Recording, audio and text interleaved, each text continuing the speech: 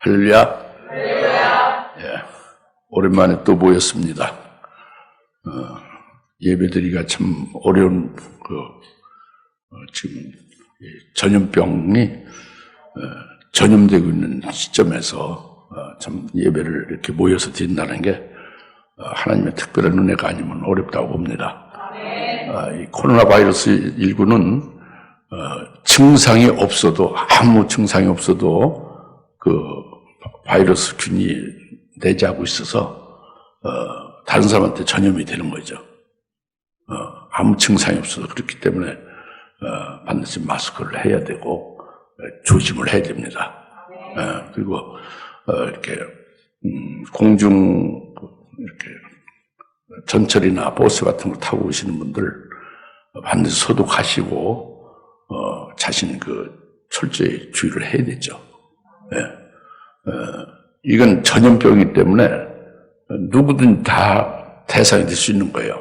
옮겨질 수 있는 거죠. 그러니까 우리가 그래서 두려워하고 벌벌 떨 것은 아니에요. 조심하고 기도하고 주님을 의지하면서 진리의 빛 안에 있으면은 능히 이길 수가 있는 겁니다. 지금 이렇게 다들 이렇게 본당에서 앉게 됐는데 오늘 다 오진 못했죠. 이제 다음 주에 또 지방에서 다 오시고 다음 주는 완전히 완전 회복되는 거죠. 예배가. 그래서 전부 모이기 때문에 여기가 이제 다시 또 제 자리 관계도 또 좀 이렇게 서로 좀 넉넉히 떨어져야 되거든요. 지금 떨어진 게 좀 약간 2m가 좀 약간 안 되지 않습니까?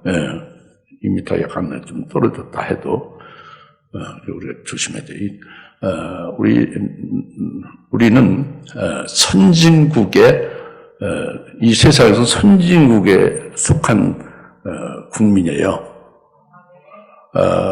아마 제가 알기로는 전 세계에서 1위 내지 2위에 속한 선진국에 속한 선진국 나라에 속한 국민입니다.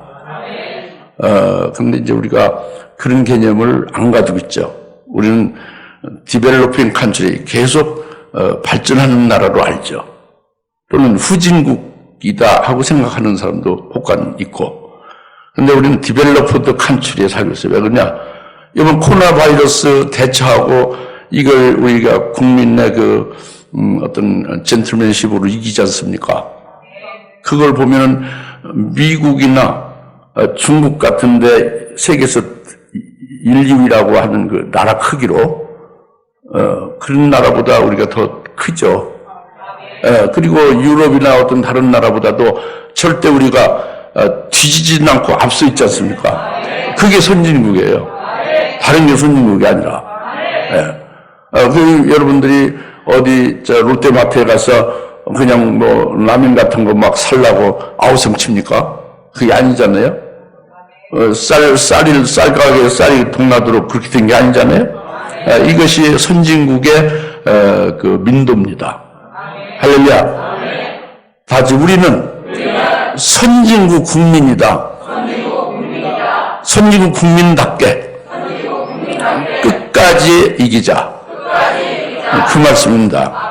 거기다가 좀 더 붙이면 우리는 복음으로 먼저 최고의 복음과 진리 중에 진리로 최고의 진리로 사는 자들이 되지 않습니까? 전 세계를 가슴에 품고 이 복음과 진리를 증거를 하는 먼저 된 자예요. 그게 선진국이에요. 우리 선진국이에요. 일제 아래서나 어디 여러 가지 여러분들이 이제 어떤 좀 좋지 않은 아주 소심한 측면에서 경쟁하고 비교하는 데서 지금 열등하다고 하여 열등의식을 가지면 안 되는 겁니다. 우리는 무슨 국민이다? 선진국 나라의 선진국 국민이에요. 이런 정치인, 경제인, 문화 모든 면에서 전부 이렇게 가져야 되는 건데 그래서 서로 차이가 있죠. 물론 저는 하나님의 종이고 목사이기 때문에 다른 부분은 관여하지는 않습니다. 그냥 영적인 면에서만 관여하는 거죠. 그냥 영적인 면에서 선진국이에요, 우리가. 그리고 다른 면에서도 그 국민의 그 인식 구조나 높이가 선진국에 있어요. 뭐 다른 의견을 가지고 있어도 존중하지만 여러분 잘 생각해 보시면 아마 도움이 될 겁니다. 예. 그래서 이제 우리가 끝까지 잘 조심하면서 그 높은 이제 젠틀맨십으로 잘 이기고 본이 되고 크리스천 버처 그리스도인의 덕을 세우자고 합니다. 할렐루야. 그 얘기예요. 그리고 오늘 이제 은혜를 받아야지 하나님 앞에 예배드리는데 하나님께서 주신 말씀으로 그래서 하나님이 주신 말씀은 하나님이 지난주에 우리에게 주님이 부활하셔서 제일 먼저 평강을 주셨다는 말씀을 우리가 받았죠. 평강을 받아가지고 있는 것은 제자들만이 아니라 그리스도인들을 우리 모두에게 평강을 주셨다는 거예요. 세 가지 평강을. 우리 세 가지 평강을 받아가지고 있는 것입니다. 그리고 이제는 오늘 말씀은 그 평강을 주신 주님이 그 갈릴리로 그 지시하신 산으로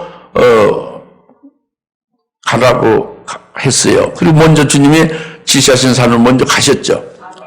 그리고 제자 뒤따라서 주님을 거기 가서 뵙고 경배하고 또 주님께로부터 지상명령을 받습니다.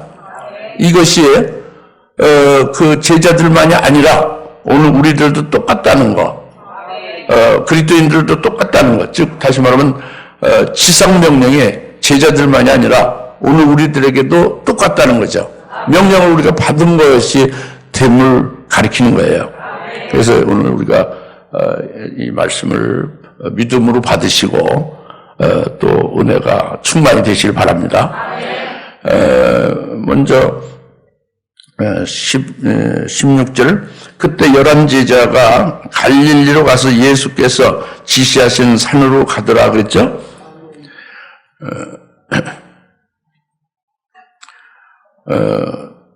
11제자가 갈릴리로 예수님 지시하신 산으로 갔다는 것은 마태복음 28장 7절 그 앞에 무덤의 천사가 두 여인에게 너희가 찾는 예수님 부활하셨고 그 예수님이 부활해서 너희보다 먼저 갈릴리로 가리라. 너희는 그 갈릴리로 빨리 가서 그분을 맞이하라 그랬죠. 마태복음 28장 7절에 천사가 두 여인 예수님을 찾으러 온 두 여인에게 하신 말씀이죠. 그러니까 예수님이 갈릴리로 먼저 가셨다는 거예요. 부활하셔서. 그 갈릴리로 가신 주님을 만나기 위해서 제자 뒤따라 간 거죠. 그 여기서 왜 주님이 부활하셔서 굳이 갈릴리로 가셔야 되느냐 하는 것이 이게 이제 우리가 깨달아야 될 내용이죠.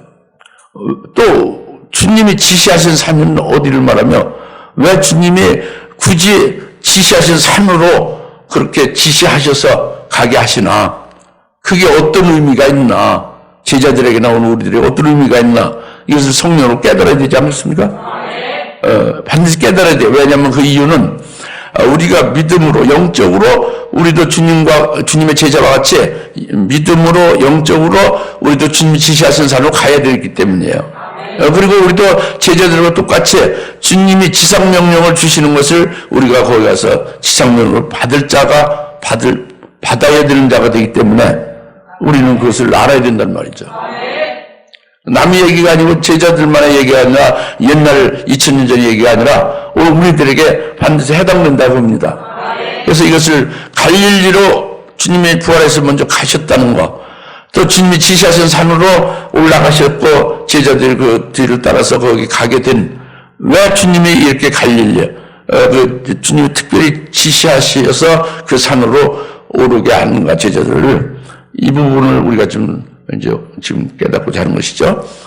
이것은 예수님이 이 땅에 하나님의 아들로 이 땅에 오셨잖아요. 그걸 사람으로 보지 하나님의 아들로 보는 사람 하나도 없잖아요. 그 세례 요한에게 하나님의 예수님이 그가 하나님의 아들 그리스도다. 우리가 기다리던 메시아다. 세상 죄를 지고 하는 하나님의 어린 양이다. 하고 증거했잖아요. 그런데 세례 요한이 증거를 하는 것 때문에 옥에 갇혔잖아요. 감옥에 갇혔죠. 감옥에 갇히자마자 예수님이 즉각 예수님이 움직였어요. 어디로? 갈릴리로 가신 겁니다. 갈릴리로 가서 아주 최초로, 아주 제일 첫 번째로 회개하라 천국이 가까이 왔느니라 하고 복음을 전파했어요. 그것이 마태복음 4장 17절에 나오죠. 예수님이 최초로 갈릴리에서 최초로 복음을 전했다고 합니다. 그리고 또 그러니까 이제 갈릴리가 중요한 거예요. 그다음에 이 갈릴리에서 최초로 예수님 제자들을 일일이 불러 제자를 삼으신 거예요. 갈릴리에서 전부 제자를 불러 삼은 겁니다. 그래서 갈릴리에 있는 제자들이죠. 그 제자들을 일일이 불러 삼으시고 제자들과 함께 하시면서 제자를 가르치셨죠. 어디서? 갈릴리에서. 그러면서 동시에 주님은 하나님 아들로서의 공적 사역을 이 갈릴리에서 행하신 거예요.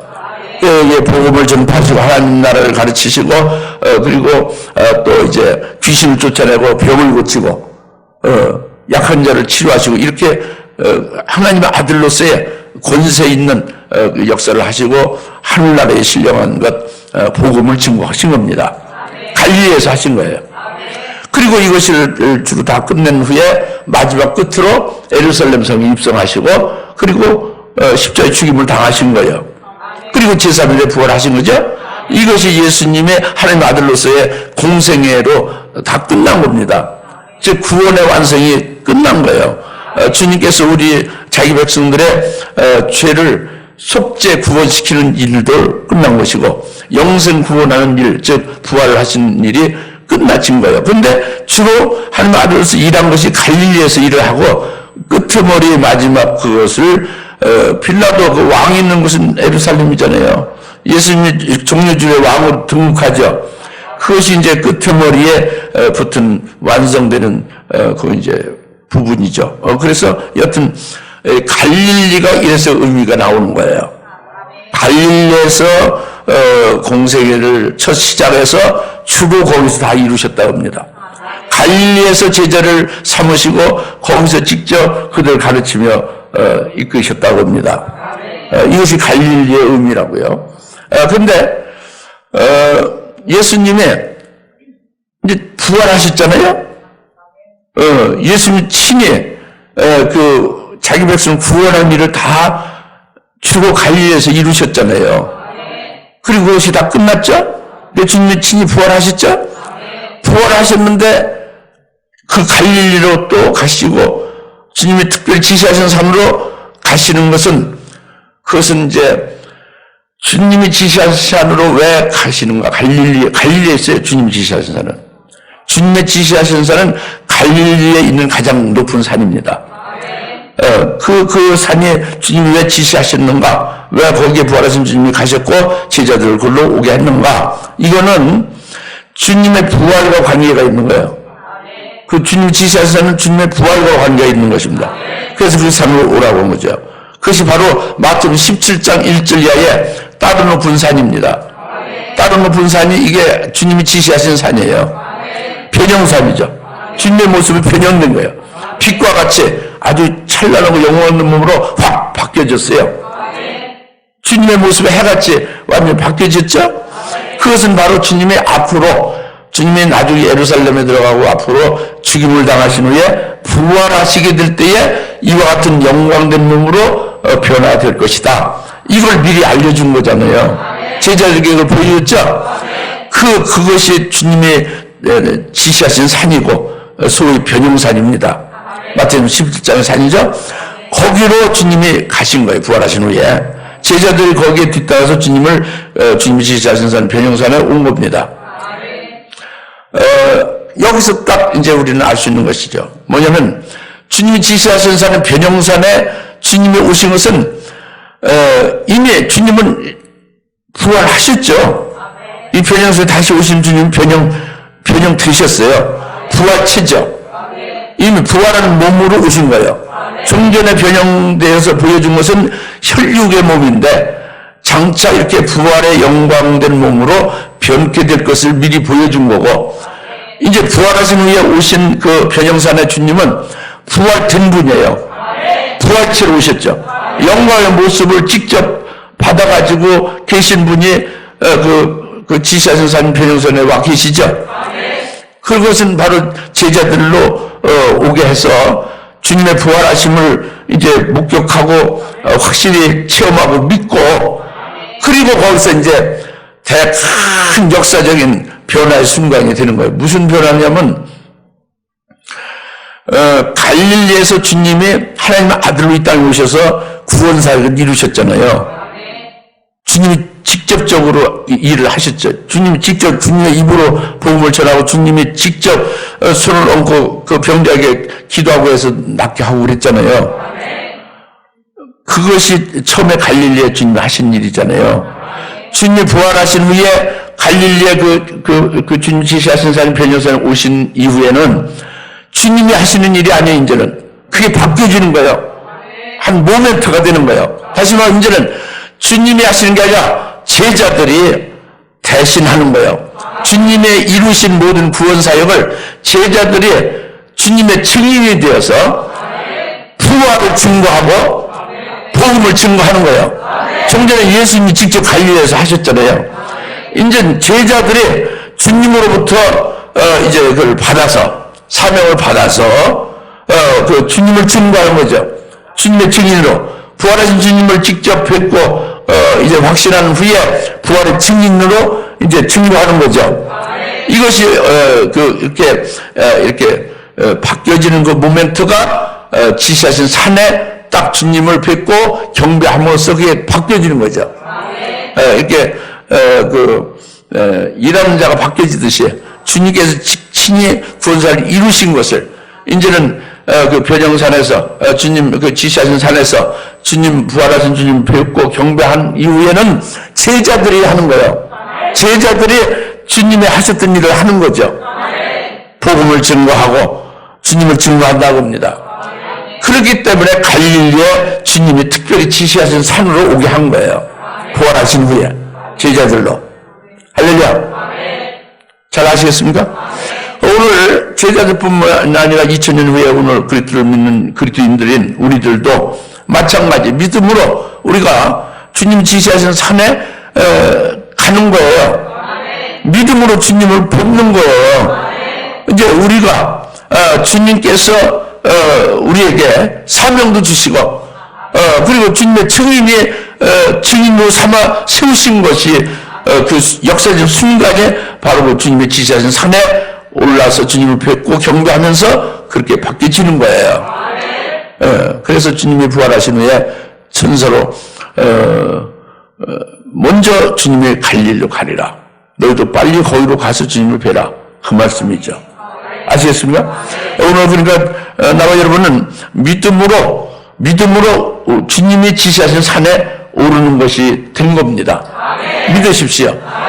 거기 가서 산에 가서 뭐 구경하는 게 아니라 주님 부활하신 걸 확인만 하고 끝나는 게 아니라 거기로부터 새로운 우리의 역사가 이제 시작되도록 우리가 세움을 받는 거죠.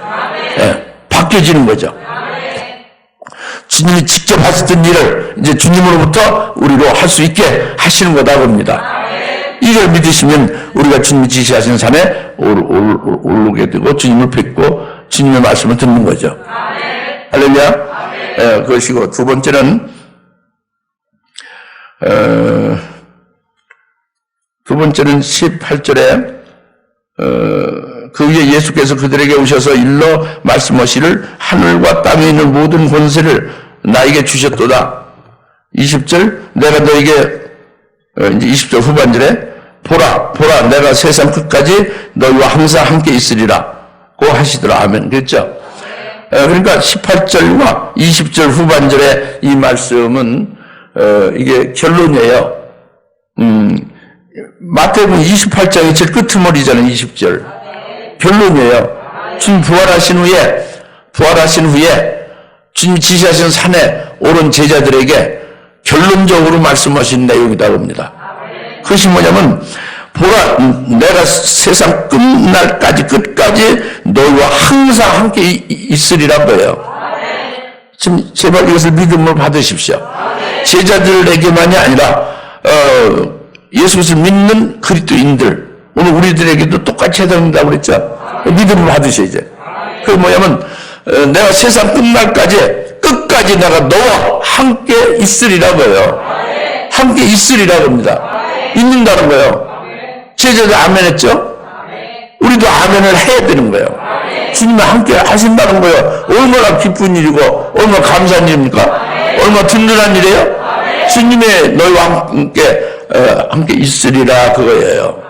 항상 세상 끝날까지 함께 너희와 함께 있으리라 하는 말씀입니다.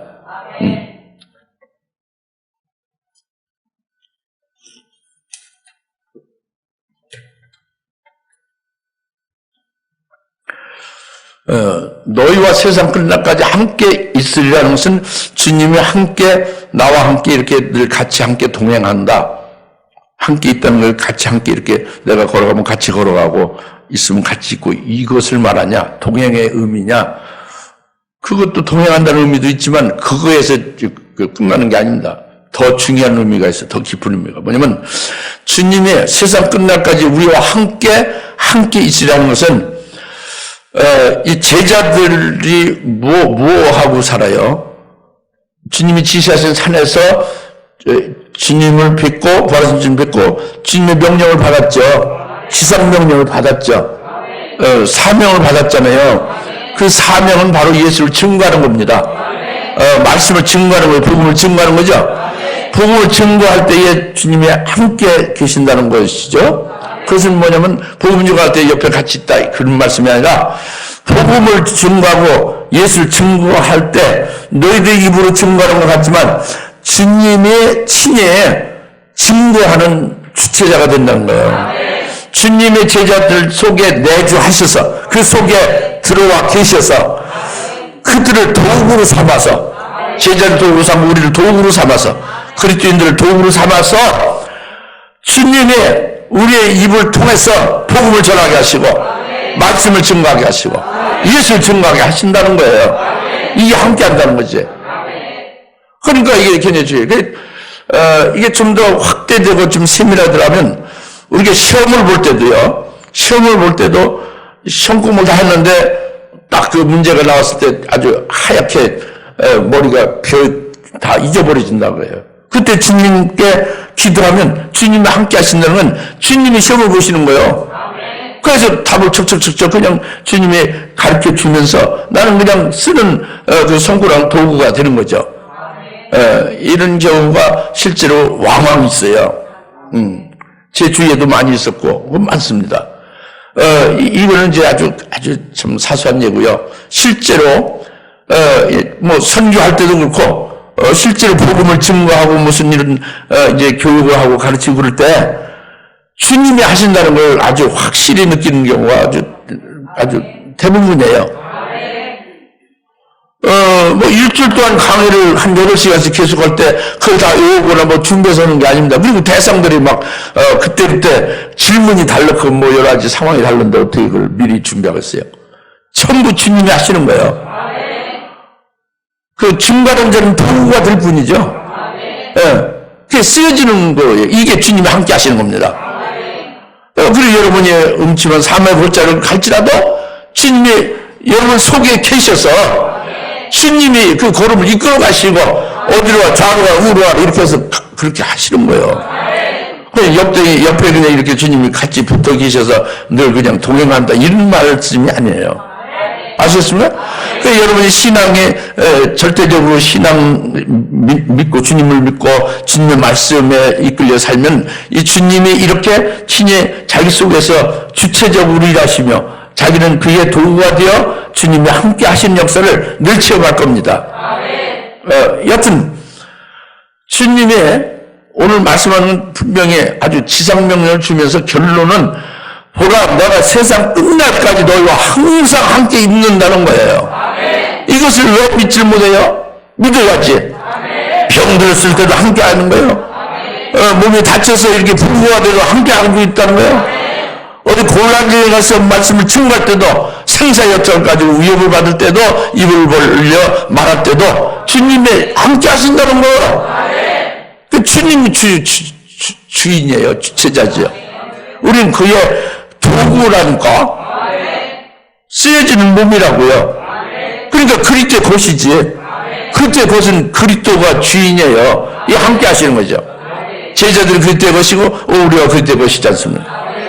이것이 너희와 항상 함께 있어요. 그러니까 이것은 평상시에 그러니까 영적인 사람은 몸이 약하고 병이 자주 있고 뭐 여러 가지 그냥 뭐 하루 보다 하루 먹거나 일용할 양식뿐 있는 거예요. 쌀뜨기 쌀을 그득 있는 게 아니라 하루 세때거리만 있는 거야.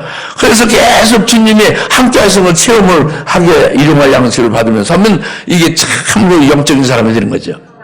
이게 아주 믿음으로 늘 주님과 함께 하는 것을 체험하면 사는 사람이죠. 몸이 건강하고 하면 그런 걸 모르는 거죠. 못 느끼죠. 그럼 주님이 함께 하셔서 자기를 주장하고 이끌어 주는데도, 그렇게 건강하게 해주는데도, 그걸 인정을 안 하고 모르는 거예요.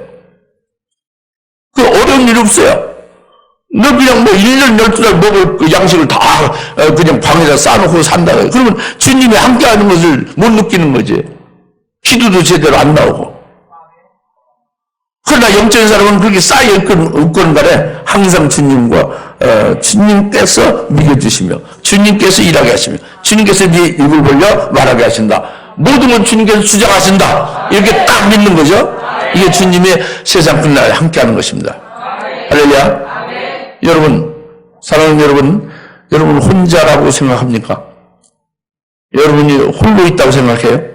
아니면 주님이 세상 끝날까지 너와 내가 함께 있으리라, 이 말씀 믿습니까? 믿는 자가 되십시오. 이게 사실이니까. 그게 팩트예요. 믿는 게 그게 진실이라고. 주님 하신 말씀 진실이에요. 여러분 혼자가 아닙니다. 혼자가 아니에요. 혼자 남편 있고 뭐 자식 있고 그런 말이 아니에요. 남편 자식이 뭐 어디 죽음의 길까지 같이 갈 수가 있네요. 무슨 함께 할 수 있는 것은 어느 정도 있지만 그 어느 이상은 없는 거예요. 자기 혼자 남는데 자기 혼자가 아니라 자기 속에 주님이 함께 하신다고 합니다. 아시겠죠? 믿어집니까? 여러분 홀로가 아닙니다.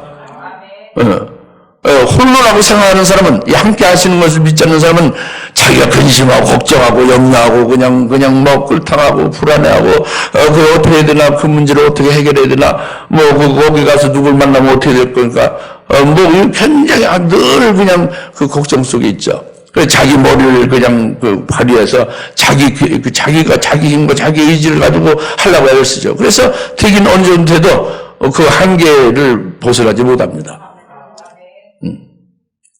그리고 결국은 기부합하게 돼 있어요. 손 들고 나오게 돼 있습니다. 주님이 우리와 함께 하심을 믿읍시다. 마태복음 1장부터 28장의 이제 결론이 뭐예요? 주님이 부활하신 후에 승천하셔서 주님이 그냥 그렇게 가시고 끝나는 게 아니라 다시 주님이 그들 속에, 종전에는 물리적으로 이제 육체와 육체로 이렇게 혈육체로 계실 때는 함께하는 게 동행의 의미뿐이 없잖아요. 이제는 주님이 영으로 성령에 의하여 영으로 우리 속에 와 계시는 거예요. 그래서 요한복음 14장 20절의 말씀 뭐라고 했습니까? 14장 18절부터 내가 너희를 고아와 같이 버려두지 않는다. 고아와 같이 남겨두지 않고 내가 너에게 다시 오리라. 이는 내가 살고 너희도 살겠습니다. 바로 그것을 깨닫는 것은 그날에, 즉 성령이죠. 보혜사 성령을 받은 그날에는 내가 아버지 안에 있고 너희가 내 안에 있고 내가 너희 안에 있는 것을 알리라 그랬어요. 그 성령으로 확신시켜 주는 거죠. 예수님이 우리 안에 계시고 예수님 안에 아버지가 계신데 그 아버지가 계신 아버지가 예수님 내 안에 계시니까 아버지 내 안에 계신 거죠. 예? 성령을 받았으니 성령도 계시고, 그죠? 그렇게 계시다 하는 거죠. 할렐루야. 이것이 주님이 함께 하시는 겁니다. 그리고 주님이 함께 하시는데 하늘과 땅의 권세를 주님이 받으신 주님이 함께 하고 있는 거예요. 주님이 함께 하시는데 무능한 주님이 아니에요. 하늘과 땅의 권세를 받아가지고 계신 주님이 내 안에 함께 하시는 거예요.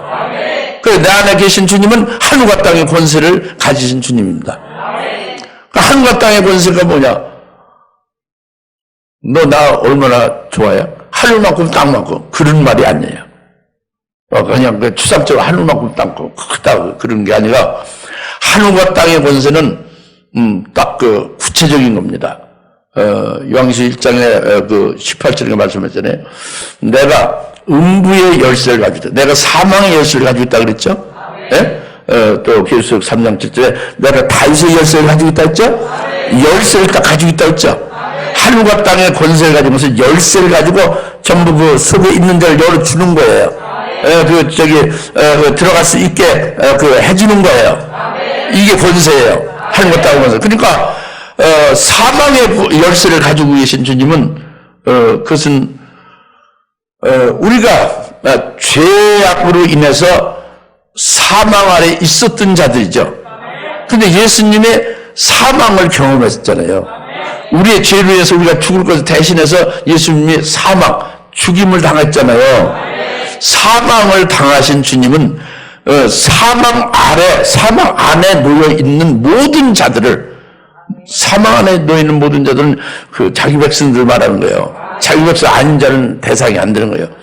자기 백성들이 사망 아래 놓여 있었었죠. 그들을 전부, 사망 안에 놓였던 자들 전부 예수님의 사망을 겪으면서 사망에서 머무르는 게 아니라 살아났잖아요. 그 사망 안에 있었던 자를 전부 다 건져낸 거예요. 그것이 사망의 열쇠를 가지신 거죠. 사망 안에서 딱 붙어서 그 사망 안에서 꼼짝 못하고 사망 가운데 살다가 사망으로 끝나고 마는 그들을 전부 다 완전히 딱 그냥 이렇게 통째로 이렇게 건져낸 거란 말이에요. 이게 뭘로? 사망의 열쇠를 따고 건져냈다고 합니다. 그 속에 우리가 해당되는 나나 여러분 다. 할렐루야. 그러니까 우리는 사망이 없는 거지. 사망이 없어요.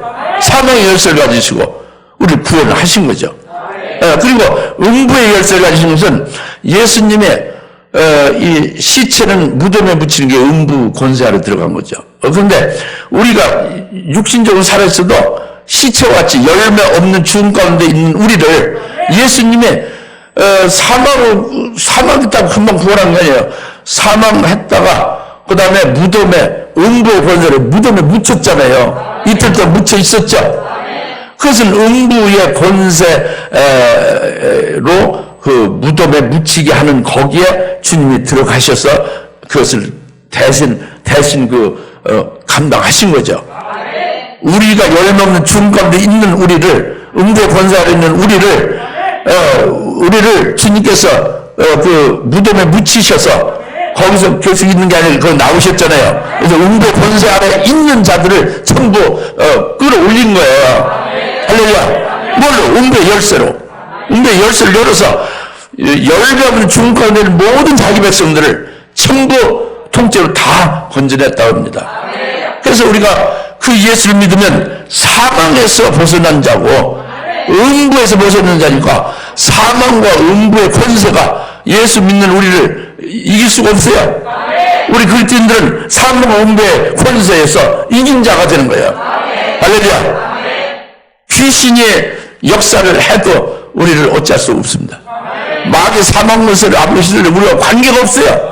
사망의 열쇠를 딱 열어서 사망 가운데 있었던 나를 벗어나게 했으니까 이 병과 여러 가지 저주로 인해서 열매 없는 죽음 가운데 있었던 우리를 열매 없는 생명의 몸으로 살리는 것을 음부의 열쇠로 우리를 벗어나게 했다고 합니다. 그러니까 하늘과 땅의 권세를 받으신 주님은 우리를 구원하신 거예요. 그리고 우리를 온전케 하시는 거죠. 그리고 우리를 이제는 이제 하늘나라의 영광을 받게 한 것이 되게 한 거예요. 하늘과 땅의 권세로. 그래서 계시록 3장 7절에 예수님이 다윗의 열쇠를 가졌다고 했잖아요. 열면 닫을 자가 없고 닫으면, 다윗의 열쇠를 가지신 분이 닫으면 열 자가 없다고 그랬잖아요. 그것은 재림하신 주님을 가리키는 거예요. 재림하신 주님이 다윗의 왕국의 실상에 바로 천년왕국을 주님이 세우시는 겁니다. 재림하신 주님은 그때 왕국을 세우는 거예요. 그래서 그분이 직접 실제로 정사를 다스리고 정치를 하는 거죠. 통치를 하는 거예요. 그것이 다윗의 왕국으로 그림자로 쭉 이스라엘 줬고 성경에 기록했죠. 그것이 실제로 이루어진 것은 예수님 재림하셔서 세워지는 그리스도의 왕국이죠. 그 1천 동안 계속되니까 소위 천년왕국이라고 하는 거죠.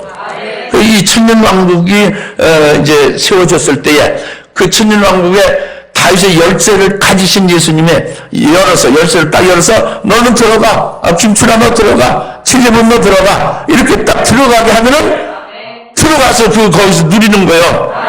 천년왕국에서 열매 맺으면 복을 누리는 거죠.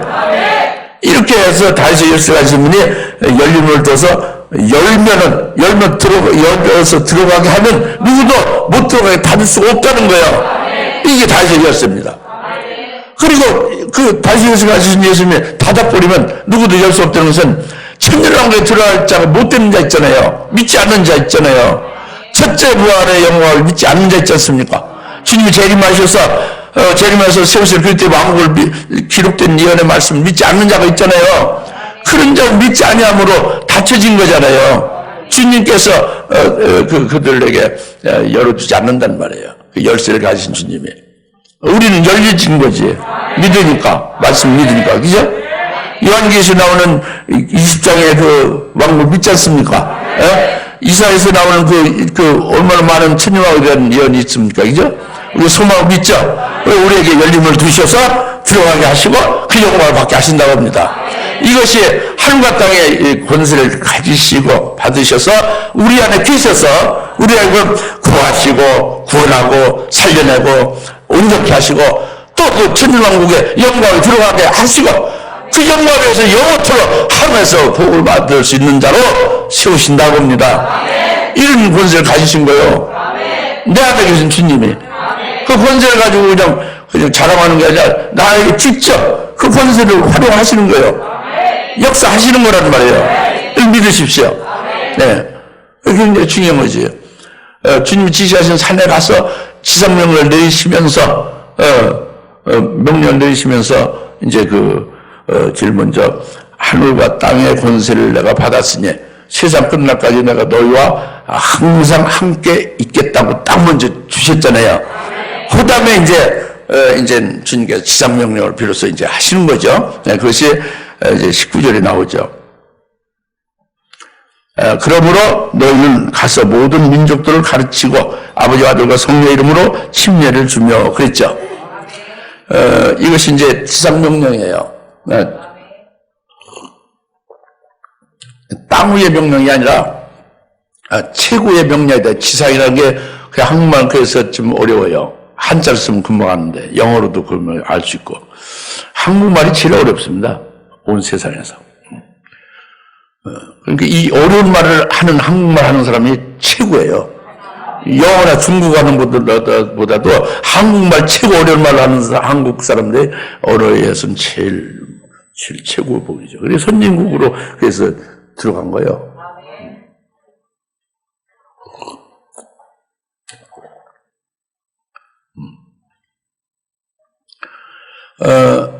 그 19절에 너희는 가서 모든 민족을 가르치고 그랬잖아요. 예?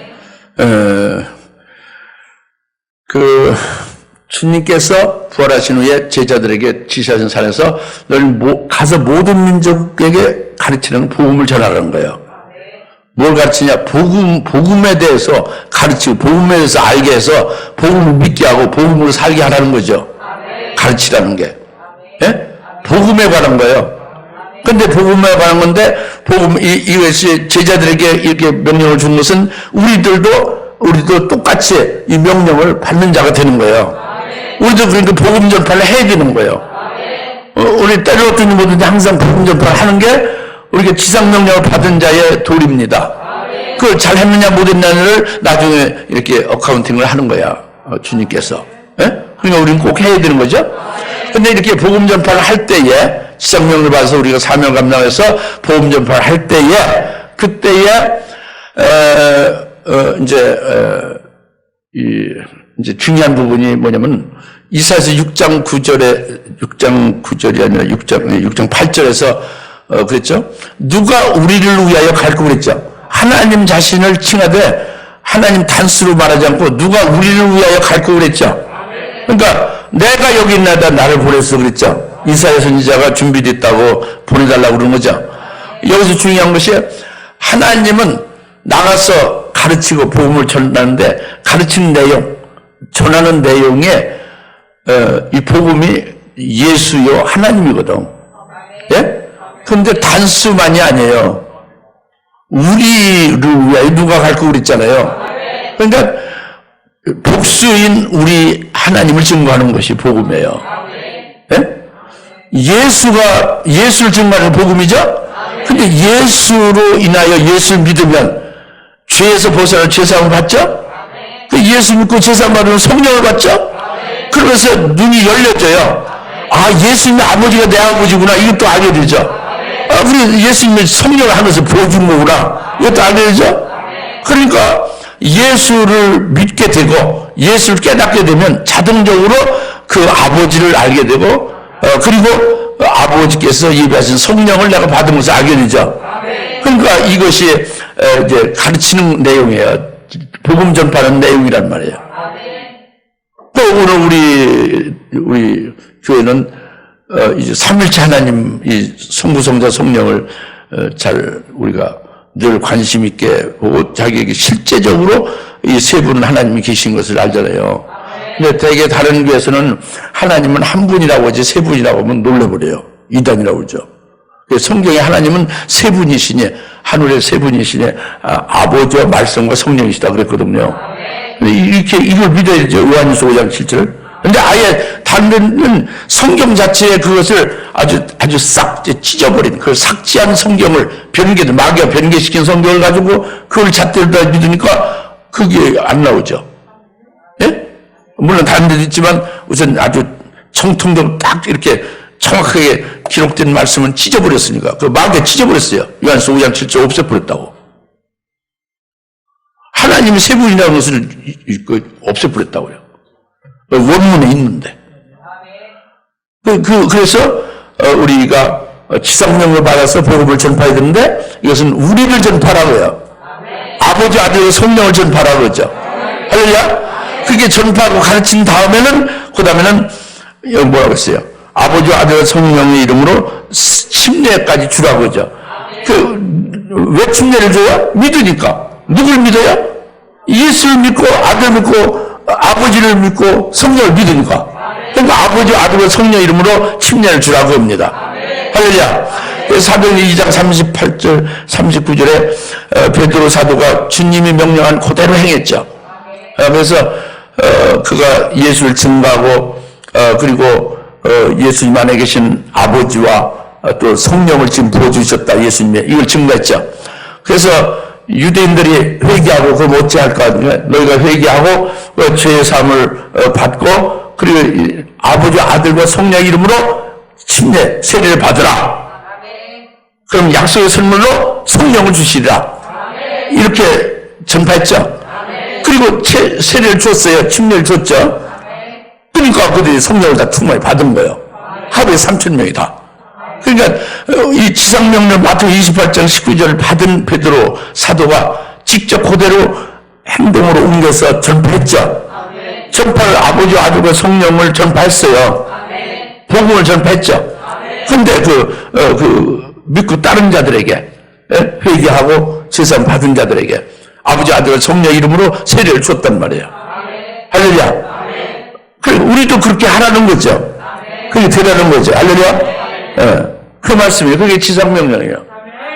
우리가 지금 중요한 것은 내 속에 예수 믿는 게 확실해야 돼요. 다른 예수도 많이 있으니까. 저 신천지 이만희 그 집단이 부르짖는 예수는 다른 예수, 전혀 다른 예수예요. 저기 만민중앙교회 이재력 목사라고 칭하는 그 거짓 목사인데 그가 전하는 것은 다른 예수, 우리 예수가 아닙니다. 예수라는 이름을 이렇게 빙자해서 다른 예수예요. 엉뚱한 자죠. 그러니까 하나님이 하는데 비슷하게 바하려 하거든요. 그냥 굳이 번역하면 주여라고 하는데 우리가 믿는 하나님의 주가 아닌 거예요. 바알신을 섬기는 게 잘못된 거죠. 그와 똑같은 거예요. 신천지나 그 만민중앙교회나 그런 데서 전부 다 바알을 섬기는 거와 똑같은 거라고요. 이름을 예수라고 부르고 뭐 하나님 부르지만 그게 아니란 말이에요. 천주교에서 말하는 하나님이 우리가 믿는 하나님이 아니에요.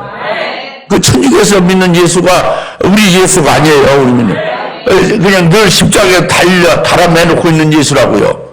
우리가 믿는 예수는 부활해서 하나님 보좌에 영원히 계신 예수님이지. 그리고 그분이 우리 앞에 계시지. 천주교 예수는 그게 아니에요. 그러니까 이 예수가 다 각양각색입니다.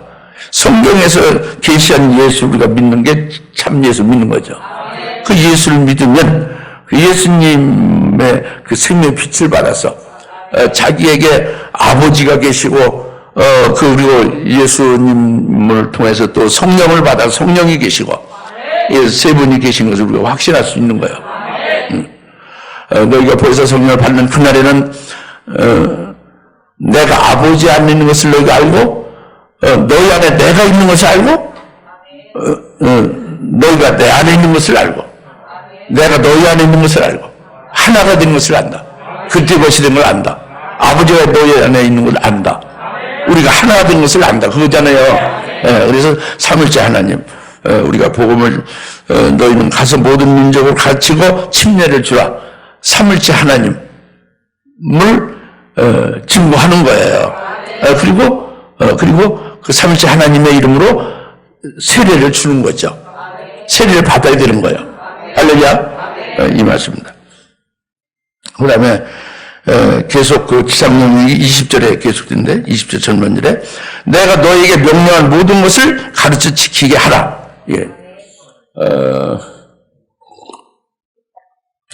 다 같이 내가 명령한 모든 것을 가르쳐 지키게 하라. 여기 그 오늘날 교회들이나 그 참 신학교에서나 뭘 강조하냐면 예수님의 제자를 삼으라고 가서 제자 삼으라 뭐 노래까지 하죠. 그죠? 그걸 어디에 근거해서 하는지 모르겠어요. 그 목사님과 어디서 근거해서 합니까? 그러니까 마태복음 28장에 여기 19절 20절 있잖냐고 그래요. 마태복음 28장 19절 20절에 가서 제자 삼으라는 게 있어요? 없어요. 제자를 삼으면 안 돼요. 자기 제자 삼으면 안 되지. 그래서 늘 얘기가, 내가 신학기 교수가 나한테 얘기를 해요. 누구도 내 제자고, 누구도 내 제자. 내 제자를 많이 줬다. 어느 날도 내 제자가 있고. 자기 제자 얘기하는 거예요. 그런 제자는 성경 없어요. 누가 제자 삼으라고 했네. 제자 삼으라고 했어요. 그러니까, 이제 병신도 제자 훈련까지 나오잖아요. 이 제자 삼는, 예수님 명에서 제자 삼으라고 하는 거 없습니다. 있으면 얘기해 보시오, 어디. 그 목사님들이 이게 오늘 본문 마태복음 28장 19절 20절에 있다고 하는데 없습니다. 없죠. 제자 삼는 거 없어요. 사람이 자기 제자 삼으면 큰일 나는 거예요. 우리는 단지 예수님 믿게 하고 예수님의 형상이 우리 속에 이루어질 수 있도록 세례도 주고 여러 가지로 이제 가르쳐 세우는 일을 하는 거지. 자기 제자를 잡으면 큰일 나는 거예요. 망하는 거라고. 그리고 그 사람 아무리 훌륭히 잘해도 그 사람의 제자뿐이 안 되잖아요. 그리스도의 형상이 이루어질 못하잖아요. 그런 법 없어요. 예수님은 그런 말씀을 한 적이 없어요. 그러니까 우리도 가서 제자 삼으라 이런 얘기는 노래도 하지 않는 게 좋아요. 큰 거 없는 것을 하는 거거든요. 여튼 노래 불러도 확실히 알고 불러야지. 알겠습니까? 그래서 이제 지상명령에 너희는 가서 모든 민족을 가르치고 성령으로 세례를 주라는 게 하나 있고, 그 다음에 두 번째로 이제 20절에 내가 너에게 명령한 모든 걸 가르쳐 지키게 하라고 합니다. 다 같이 가르쳐 지키게 하라. 그거예요. 그러니까 가르치라는 것은 주님의 말씀하신 것을 들은 제자들이 그것을 그대로 가르침 받은 대로 가서 그대로 가르치라는 거잖아요. 제자들 사상을 가르치는 게 아니라 주님이 분부하신 것, 주님이 명령하신 것, 주님이 가르친 것, 그걸 가지고 그대로 가르치라는 거죠. 그죠? 그거예요. 그런데 제자들이 주님이 3년 동안 막 가르쳤잖아요. 막 이렇게 배우기도 하고 명령하신 것도 한두 가지가 아니잖아요. 이 지상명령이 이제 마지막이지만 주님이 정전에 말씀하신 게 많이 있잖아요. 그것이 수백 가지, 수천 가지 되겠죠? 근데 그걸 제자들이 머리에 다 외우고 있나요? 그걸 알아야 가르치는데, 주님께서 가르치고 분부하신 것, 주님께서 명령하신 것을 그걸 그대로 가르쳐야 되는데 가서 가르치라고 했잖아요. 그 주님께로부터 들은 것 그대로 그대로 가르치고 있는데 그걸 다 외우고 있어요, 못 외우고 있어요, 제자들이. 제자를 만나봐야 안다고 하는 사람은 참 얘기가 좀 곤란한 분이야. 제자들이 다 외우질 못합니다. 다 잊어먹었지. 또 말씀할 때 깨닫지도 못하고 무슨 말인지 알지도 못하고 알았다고 해도 그게 이 머리통에 이게 기억해서 외워가지고 뜨르륵 이렇게 나온 게 아니에요. 다 잊어먹었어요. 그런데 지금 내가 너에게 분부하고 가르친 것을 그대로 가서 명령한 것을 가서 그대로 가르치고 그리고 지키게 하라 이랬으면 이건 어떠냐. 이건 그들이 다 잊어먹었고 그들이 그 가르침 받을 때 깨닫지 못했어도 주님께서는 내가 너에게 가르치고 분부한 것을 그대로 가르치라 하게 할 수 있게 하는 거예요. 가르칠 수 있게 하는 거예요. 뭐냐? 요한복음 14장 26절 말씀이 바로 그거예요. 그것은 뭐냐면 성령, 보혜사 성령이 너에게 임하시면 성령이 예수님이 너에게 가르친 모든 것, 명령한 모든 것, 분부한 모든 것을 다 생각나게 한다는 거예요. 전부 이제 되살아나게 한다는 거예요. 되살아나게 색감을 잊어먹는데 아무것도 안 남았는데 벌써 성령이 내 안에 들으시면 성령은 다 주님이 하신 말씀을 전부 다 되살리고 그게 무슨 뜻인지 전부 다 깨달아 알아서 척척척척 성령으로 가르치게 한다고 합니다. 여러분 14, 20년 믿으십시오. 그러니까 여러분도 그 전에 이영 목사님의 그 말씀 많이 해서 목사님 너무 은혜를 받고 너무 아주 믿음 받고 너무 좋습니다. 근데 목사님처럼 그렇게 어디 가서 설교를 하려고 하면 통 다 잊어먹어서 생각이 안 나는데 이게 걱정이라고 그러셨어요. 근데 목사님 믿음이 좋으시니까 그걸 믿음으로 받고 은혜 받았으면 그게 수족합니다. 나가서 증거할 필요가 있을 때는 성령이 다 생각나게 해서 증거하게 할 테니까 염려하지 마시라고. 아멘하고 믿으죠. 그래서 이영임 선생님 아주 믿음에 아주 참 본보기였어요. 아주 믿으셔. 절대적으로 믿는 거예요. 하는 말씀을. 네. 그와 같이 제자들이 다 잊어먹고 외운 것이 다 없고 외워도 되는 것이 아니죠. 하나도 남은 것 같지 않지만 주님께로부터 받은 말씀을 성령을 받아서 성령에 의해 전부 살려주셔서 그래서 그 말씀을 또 가르칠 수 있게 성령이 하시는 거예요. 할렐루야. 주님이 가르치시는 일을 하는 거예요. 성령으로. 그래서 이제 가르쳐 지키게 하라 이 말씀대로 할 수가 있는 거죠. 우리도 할 수 있는 거예요. 믿습니까? 그리고 지키게 하라고 했는데 이제 지킨다는 것을 좀 알아야 돼. 이것도 상당히 애매하죠. 뭐냐면 자기가 힘써 지키는 것을 내가 주의를 지킨다. 자기 몸과 자기 의지와 자기 생각과 모든 마음을 다하여 내가 지킨다. 이렇게 해서 지킨다고 하잖아요. 그런 말이 많이 있잖아요. 근데 그런 지키는 게 아닙니다. 이것은 지키는 것은 요한복음 13장 34절에 35절에 주님께서 뭐라고 말씀하셨어요? 내가 너희를 사랑한 것 같이 너희도 서로 사랑하라 그랬죠. 이게 지키는 거예요. 사랑하는 게 지키는 건데 어떻게 사랑하는 것으로 지키냐 하면 주님의 나를 사랑하는 것을 내가 믿고 깨달아 믿죠. 주님의 나를 사랑하는 게 자기 몸을 희생하기까지 나를 사랑하는 것부터 있잖아요. 전부. 계속 자기 죽으라 믿지 않는 자기를 믿게 하는 사람이 있었죠. 말씀을 계속 때마다 분초마다 깨우쳐주며 신령 역시 부유할 때 사랑했잖아요. 병도 고쳐주고 약한 데서 건져주시고 하는 체험도 있잖아요. 여튼 사랑이 무한하게 많이 받았죠. 이 사랑을 받은 내가 너를 사랑하는 그 사랑을 가지고 나도 사랑하고 주님도 사랑하고 이웃도 사랑하라고 해요. 그러니까 그 사랑은 내가 사랑하는 게 아니라 주님의 사랑을 받아가지고 그 사랑으로 사랑하는 거죠. 주님이 나를 사랑하는 사랑으로 주님을 사랑하는 거죠. 내가 내 의지를 가지고 내가 사랑하는 게 아니에요. 주님의 사랑한 것을 가지고 주님의 사랑으로 사랑하는 게 그 사랑의 열매가 되는 거예요. 성령의 열매가 되는 거예요. 내가 사랑하는 내 열매가 아니라 성령으로 주님의 말씀을 믿게 하고 성령에 의하여 그 주님의 말씀으로 사랑하게 하잖아요. 그게 사랑의 열매가 되는 거죠. 이것은 그러니까 믿음의 열매예요. 성령의 사랑의 열매가 믿는 자의 믿음의 열매입니다. 요한복음 15장 5절에 나는 포도나무, 예수님 포도나무, 참 포도나무고 너희는 가지니. 너희가 내 안에 있고 내가 너희 안에. 포도나무와 가지가 딱 붙어있으면 너희가 내 안에 있고 내가 너희 안에 있는 거예요. 그러면 많은 열매를 맺으리라. 나를 떠나서는 아무것도 하지 못할 것이다. 너희가 나를 떠나서 아무것도 할 수 없다. 주님께만 딱 붙어있으면 많은 열매를 맺는다. 사랑의 열매를 맺고 희락 화평의 열매, 오해 참여의 열매, 자비 양선 충성의 열매 얼마든지 맺는다고 합니다. 할렐루야. 주님께 붙어가 있으면 된다는 거예요. 예수 안에 새 피조물로 그리스도의 것이 되어지고 주님의 말씀을 믿음으로 말씀이 내 속에 거해서 그렇게 해서 주님께서 믿음의 열매를 맺게 하시는 거예요. 포도나무가 가지로 열매를 맺게 하는 거다 봅니다. 하나가 됐으니까. 나무와 가지는 분별이 없어요. 구분이 안 돼 있다. 하나가 됐으니까. 그냥 포도나무 자체예요, 전체가. 주님과 우리가 하나가 됐으니 구별이 없는 거죠. 이 믿음의 열매를 맺는 거예요. 이게 지키게 하는 겁니다. 내가 너희에게 분부한, 내가 너희에게 명령한 모든 것을 가르치고 지키게 하라. 이게 이루어지는 거죠. 이게 주님이 하시는 명령이에요, 오늘 우리에게. 할렐루야. 그러니까 확실합니다. 주님께서는 주님이 지시하신 사람 딱 가서 바톤 타치하는 거예요. 주님이 친히 하셨던 일을 제자들 또 우리들에게 이렇게 하게 넘겨준 거죠.